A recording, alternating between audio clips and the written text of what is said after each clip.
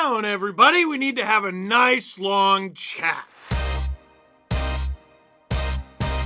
Hello, friends. Steve Dangle here, and welcome to another episode of Steve's Dang It's, where we look at the worst of the NHL over the past week. But anyone who's been watching for a while knows that a dang it is a little bit more complicated. It can be silly misplays, bloopers, mostly goalies misplaying the puck, or it can be other cute little things like the entire sport collapsing onto itself. So anyway, we're going to talk about Tom Wilson last. He does not get to hijack this entire video. Let's do our regularly scheduled dang it, followed by a nice long discussion. Let's start with a classic, and this was highly requested this week. John Gibson, what are you doing? Gets enough of the puck at least. Alvin rolls into the Ducks' end. Gibson way out of his net to get it. He gave it away to Kempe, and he scores! Adrian Kempe with the steal, and the empty net goal. It comes shorthanded, and the Kings lead 2-0. You gonna take it? I'll take it. I'll take it all day, all night. Marianne. The Kings just clear. And then you have the exchange. Goaltender, defenseman, the old husband and wife, right? You take it, I got it.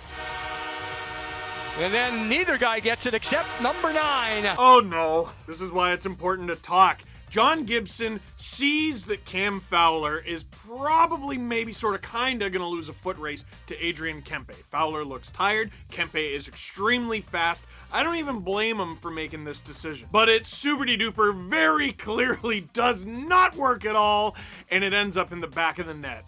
Oh, Johnny. That's a dang it. I'm not gonna lie, lost in all the Wilson stuff, this was a pretty tough week for goaltenders. Jake Allen throwing his hat in the ring too. The Leafs able to recover it. Allen fan on that open net, scores! Adam Brooks from Jason Spezza on a giveaway by Jake Allen. And with that, Jason Spezza has just drawn even with Rocket Richard on the all-time points list. Well, if there were fans in here, it would probably be as quiet as it is right now. This is one that's just on Jake Allen. He totally missed this. Now all of a sudden you could see his defenseman going to try to span out to get the puck going the other way. It just bobbled by him. And, you know, one of the things as a goaltender, you take a quick peek. He's looking to see where the pressure is, and that one he just never got. You know what? I think Adam Brooks is turning into a specialist. The Leafs kind of sort of semi-rookie. This is his second year in the league. He doesn't have a ton of points yet, but a few of them have been off dang-its. Last year, it was Connor Hellebuck misplaying the puck. Brook comes in and steals it, sets up William Nylander. He scores for Brooks' first career NHL point. And on this one, he said, why don't I score the goal? Jason Spezza cuts off Allen, throws it in front for Brooks. It's almost the same thing. Listen, I know the argument, hey, playing the puck results in a nice zone exit. You get possession, you advance up the ice. Who knows, maybe even it starts a play that is a goal or at least leads to a power play. But the ones that don't work, well, they end up here. Mr. Allen, that's a dang it. And you know, when a goalie misplays the puck, I know their heart is in the right place, right? You anticipate it going differently. You make that decision because you think it's going to be beneficial to your team. But it's hard to prepare for what you don't anticipate. Case in point, you don't expect a guy to shoot from below the goal line. Ask Malcolm Subban. Carolina will control the puck. Trocheck across to Hamilton. Second chance for him is he'll throw it through the crease. They score! Dougie Hamilton heads up play, throws it in front of the net, banks off of Subban, and the Canes get on the board first. It's 1-0 Carolina. Yeah, just gives it a chance. And Subban is trying to get a piece of that centering attempt. It goes off of the toe, not the heel of his stick, and in the net. Oh! Dougie Hamilton, who has scored a few cheeky goals resulting in dang-its. Remember that neutral zone slap shot that he pretended was a dump in? Well, I don't think any goalie looks at a player behind the goal line and goes, ah yes, prime scoring position. But he throws it towards the net. It bounces off of Malcolm Subban and in. Oh, that's a dang it. And I promise to stop picking on the goalie soon, but from the department of I don't think I've ever seen that before, Robin Leonard. Is that how you hold it? And Polisar got it out to center ice. Martinez goes, defenseman goes out and grabs the stick here for Robin Leonard. Here comes Eriksson. He scores! And the Wild on the board first.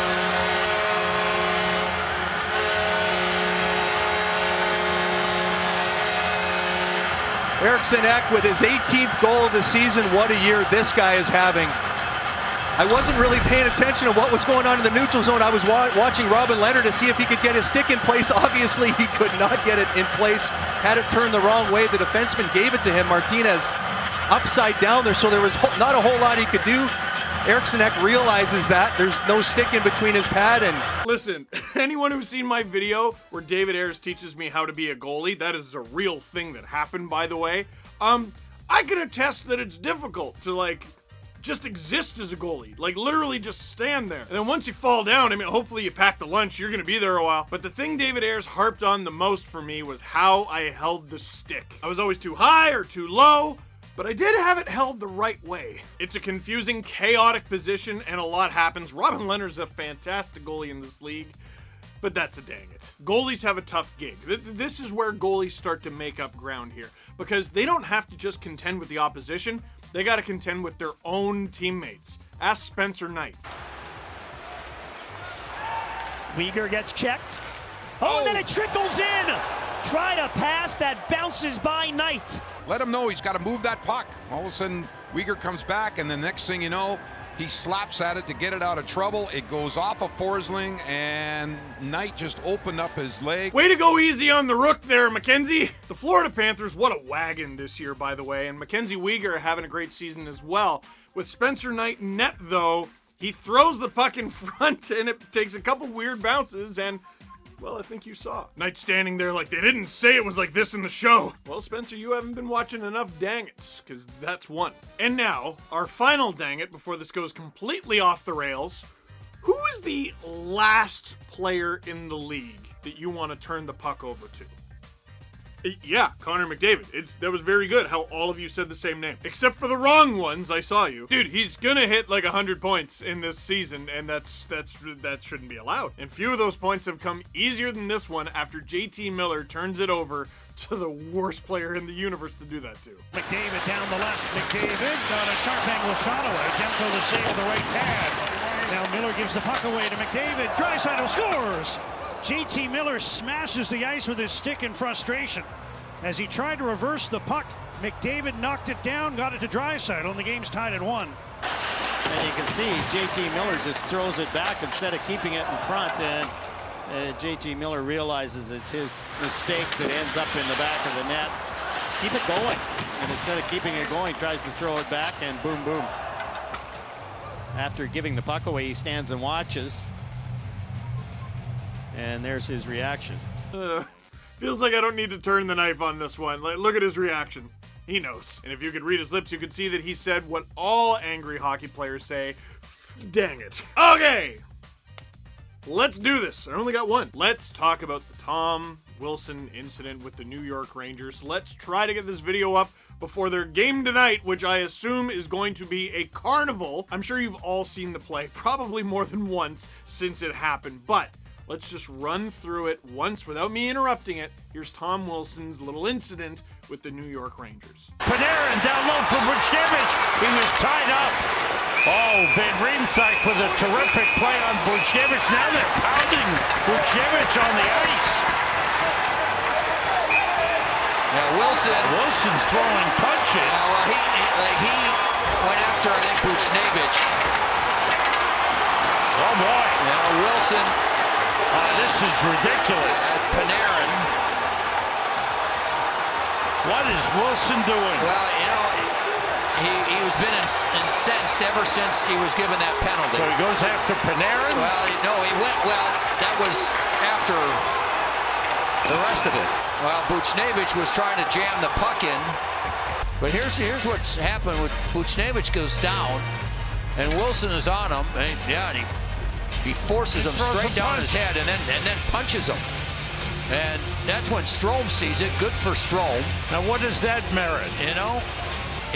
But he loses control. Oh, and then Panarin, he knocks him down and then punches him a few times and throws him back down again. And Buchnevich, does a good job. Good for the Rangers that were out there.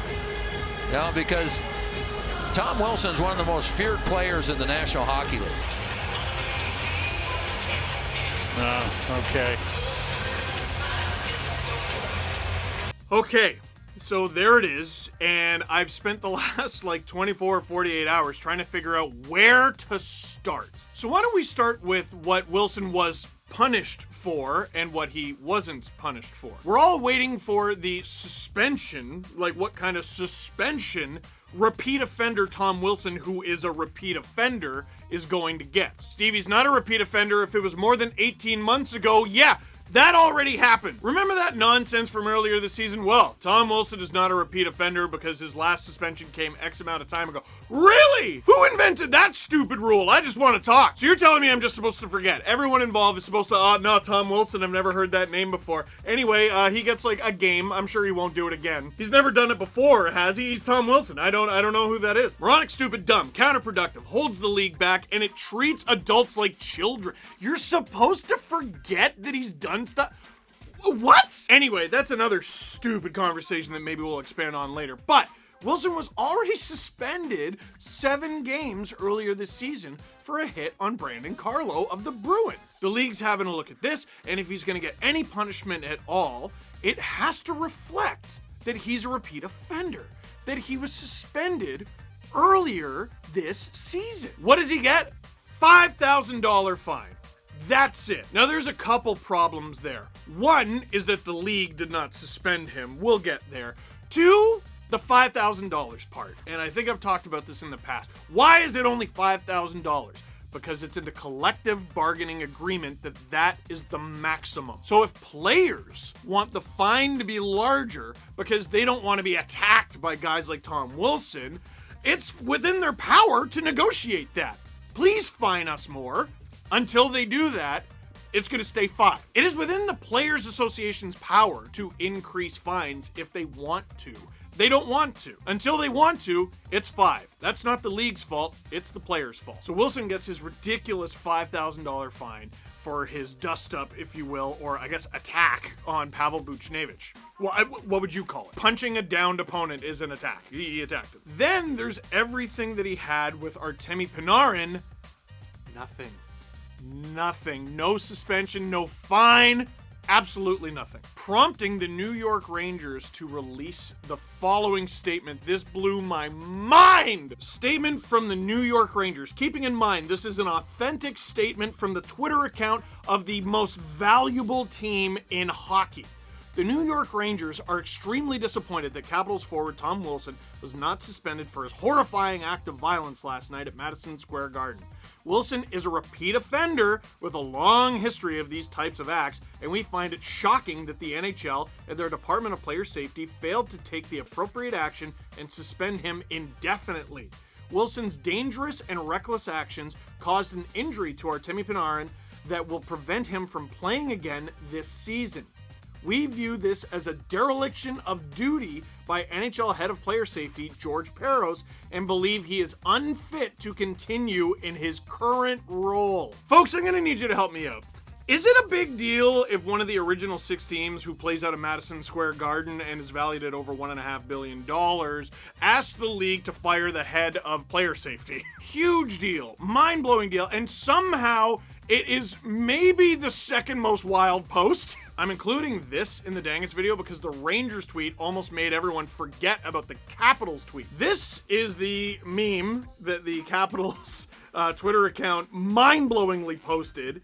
And the most important part is at the bottom, at Capitals chooses violence. And I mean, like, team Twitter accounts, I like when they have a personality and when they have a little bit of in your face about them. After all, the Capitals Twitter account is trying to appease Capitals fans, the same way your team's Twitter account is trying to appease you. This is wild. And we know it's wild because they deleted it after the fact, very quickly after the fact. The New York Rangers, they didn't delete their statement, and they're probably going to get fined like $1 billion for it. But the In-Capitals tweet that was deleted is important to the flavor of the whole story, because here's Tom Wilson in the penalty box after the fact. He's standing up, he's doing his tough guy thing. Hey, who wants it? Anybody who wants it can get it, but no one on the Rangers has an answer for Tom Wilson. I do not have a problem with showboating at all. This isn't even a discussion about should fighting be in the league, because The conversation around this has been dragged so far away from anything that actually matters to this specific situation. Oh, back in the day, this would have never happened because someone would have fought him, despite the unbelievable amount of evidence that this used to happen all the time, and it was the guys who fought who did it. You think we don't have YouTube? You think we're stupid? Really? Dirty things never used to happen. No one ever played with flying elbow. There are people in the Hall of Fame who are known for their elbow. No one ever got hit in the head. No one ever swung their stick. No one ever broke their stick over the top of someone's head. No one ever punched a down opponent. No one ever smushed someone's face into the ice. Get a clue. It's a lie. It's a lie. Back when there was respect in the game, I humbly ask. You just literally go type in hockey stick swing. And there's hundreds of videos, or dirty fights, or dirty hits, or this and that. What are you talking about? But see, I'm getting dragged down the wrong rabbit hole. I'm getting dragged into a conversation that this is not about. People are like having a referendum on fighting in hockey and what is it with today's game. And people are like talking about society today versus what it used to be. For me, it's so much more simple than that. Yesterday, I tweeted about Raffi Torres. And no, I'm not comparing this incident to anything Raffi Torres did. But Raffi Torres was suspended 41 games in 2015 for a hit to the head of an opponent. If you go and look it up, it's a bad hit. But the 41 games is alarming. Why was he specifically tagged with 41 games? Well, he was suspended in 2011, and he was suspended in 2012, twice, and he was suspended in 2013. He's the definition of a repeat offender. Sportsnet's Mark Spector wrote about this for Sportsnet.ca back in 2015. Here's what he said. Monday's 41-game suspension marks the 9th time that Torres has been warned, fined, or suspended in a 7-team, 703-game NHL career. It's his 5th suspension, which is light by half considering the predatory nature of his game. And this is why I don't get it. I've been scratching my head. Oh, why is the league so soft now? And people don't like fighting, and this used to be a man's game. A man's game, yeah? Punching a downed opponent in the head and grabbing another player's hair. Oh yeah, don't you yell at me through the screen. I can't hear you. Here's Buchnevich. Here's him punching him in the head while he's down. Yeah, and he forces him straight down his head and then punches him. Oh yeah, real man. Hell yeah, definitely. Now the Panarin hair pull is less easy to prove, but we have high quality footage right here, and I think he did. But he loses control. Oh, and then Panarin, he knocks him down and then punches him a few times. I think he grabbed his hair. I don't really care if it was an accident, to be honest. Slams him to the ice, could have really smacked his head, and now Panarin is out for the rest of the season. And it might not even have been from that. It could have been from this, which happened a couple seconds later. Look at Wilson and Panarin struggling. Look at what happens to Panarin's leg as he gets yanked backward. Dude, this is the biggest star on the New York Rangers and the second highest paid player in the National Hockey League. If they're not going to protect him, they're not protecting anybody, any of you, any of your favorite players. Well, you would take Wilson on your team, anybody would, is another completely irrelevant part of this conversation. It doesn't matter. Look at what he did. Should he be suspended or not? Sorry, what I should say, should he receive supplemental discipline or not? The NHL decided, yes, this warrants supplemental discipline. They gave him a $5,000 fine, though. This is a repeat offender. You don't give repeat offenders $5,000 fines. That's nonsensical. It goes against their own rules. What is going on? It's the whole reason I brought up Torres. He did something, he got suspended. He did another something, he got suspended more. He did another something because he would not learn, and then he's suspended half a season and his career is essentially over. You can play hard. You can hit hard. You can even get into a fight, and you can stick up for your teammates. Although Buchnevich was just, people are like, don't touch the goalie. Seriously? And you're calling the Rangers soft? You saw the same play I did, but don't touch our goalie. What? No one is saying you can't play tough. No one is saying you can't hit. A few people are saying you can't fight, but for now, you can. But to the Rangers' point, this is a league that appears to be out of control. when it comes to supplemental discipline. There's no rhyme or reason, there's no pattern to how it is handed out. This ridiculous hocus pocus rule, you're supposed to forget everything Tom Wilson's ever done as long as it was more than 18 months ago, is ridiculous. And it doesn't even apply here. He was suspended earlier this season. And then he did something else that the NHL decided warranted supplemental discipline, and he gets a fine. It doesn't make sense, guys. Were the Rangers perhaps a tad dramatic in their statement with some of the wording? Yeah, maybe. But I don't think there's a team in this league that would react rationally to their star player who makes $11.6 million getting ragdolled. And that isn't even the play he was fined for. It's a mess. It's such a mess. Now, fighting is still allowed in this league, and there are going to be accidents in combat, right? It's not uncommon to punch the wrong place or slip or whatever in a fight. I don't know if there's a safe way you can punch each other in the head. And maybe Panarin shouldn't have jumped on top of Tom Wilson. Okay, interesting argument. Why did he do it? Anything? Oh, he was punching his teammate who was face down on the ice. Oh, that's why he did it. People are acting like Panarin's just some cocky superstar who jumped in and was asking for what? And all of that leads away. You keep getting tugged back and forth, different parts of the conversation. It all comes back to this is a repeat offender in the NHL who the NHL decided needed supplemental discipline, and they gave him a fine, which doesn't make any sense. None. Okay, I think I'm done. Comment section, have at it. So that is it for this one. Thank you very much for watching. Click like if you like this video. Click subscribe if you really liked it. Tell all your friends that generally speaking, repeat offenders are punished more harshly unless they're Tom Wilson for no apparent reason.